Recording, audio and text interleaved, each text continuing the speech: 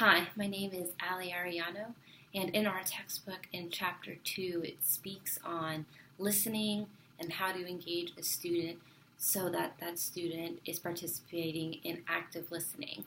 And so for my research paper, I went ahead and chose listening and classroom conflict.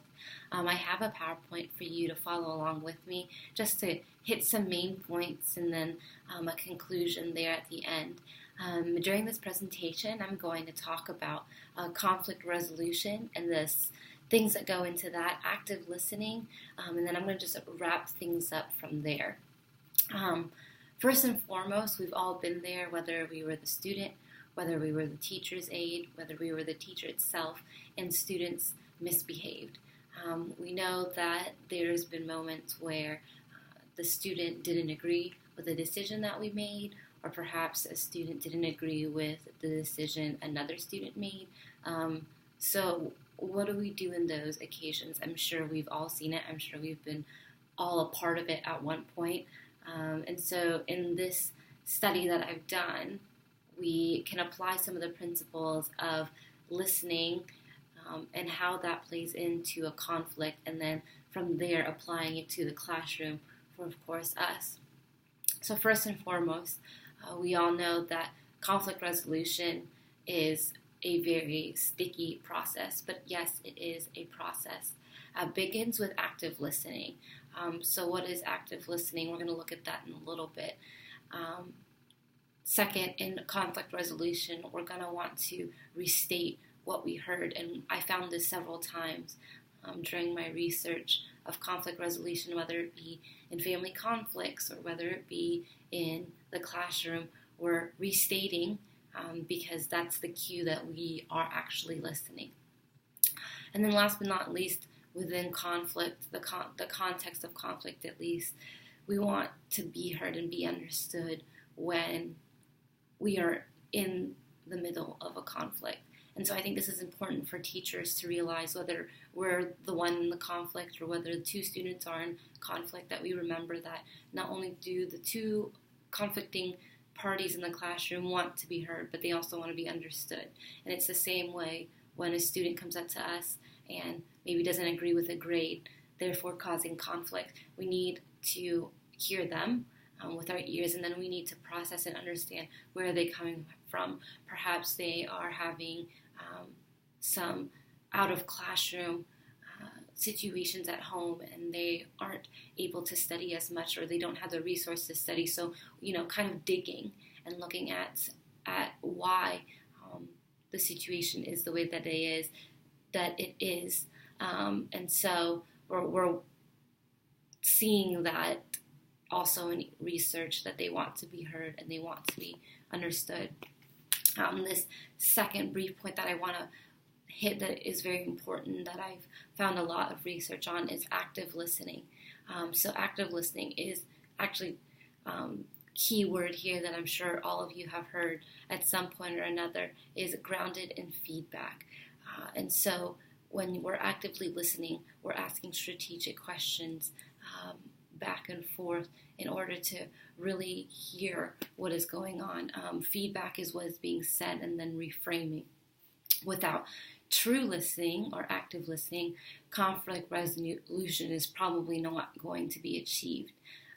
Active listening begins with a focus on the words being said and then comprehending why those words are being said and being conveyed the way that they are. And so the second part I have is using honest questions. And so that's whenever the processing comes. So it's not a matter of standing there and just listening to the student or listening to the students in the conflict, but it's a matter of asking questions. How did they get to this place? How will I be strategic in helping this dispute?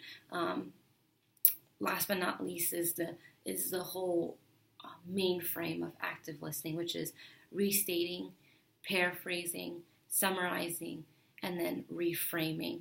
And each of those steps are going to be crucial to conflict resolution, but is the key point. And a lot of researchers point to this main frame being very effective, whether, again, it be in a family conflict, whether it be in a classroom conflict. And so, again, it's restating, paraphrasing, summarizing, and reframing. There were several recommendations for effective strategies for resolution that I'm sure all of you have heard at some point or another in our communication studies. And so conflicting parties sometimes need to be separated. This was found in research as well.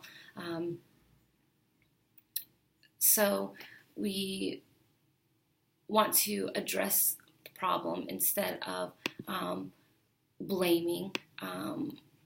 And that's going to be key to conflict resolution here. Mercer is one that really kind of stood up for standing up for the relationship and not just the problem. And so if the party continues to have relationship problems, so if each student has problems with each other, there's obviously something deep-rooted, and therefore we need to be able to really find out what the root of the problem is, and perhaps it wasn't just the one initial reaction or one initial situation. And so we do see a lot of benefits of being able to to provide conflict resolution properly and effectively. By the end of my research, there were several things that were kind of high points in my paper, and one was listening to understand another person. So once again, we're finding this trend of we're not just standing there as teachers, but we are actually absorbing what our students are saying, especially in a conflict, to be able to pick out the things that we need to as key flags in order to help them best. And then secondly, listening is very much a process, which this goes right along with what that first statement was saying, and that it's not just standing there, but in some instances, and in most instances, it's active listening, and that we're restating there, and we're paraphrasing, and we're summarizing, and we're reframing, and that's going to be key to allowing your students to even just feel that you're actually listening. Last but not least, true listening comes from active listening, and so we go back to what kind of listening are we doing, and there's a lot of studies and a lot of focus done on active listening and how important it is for individuals to apply to their own lives, but also to the classroom situation. And so I'm going to pose a couple things to you, and that is how can listening be integral to your classroom, whether it be in the actual teaching of the material, but I want us to focus on perhaps the conflict, and whether there's conflicts in the material or conflicts in the classroom there.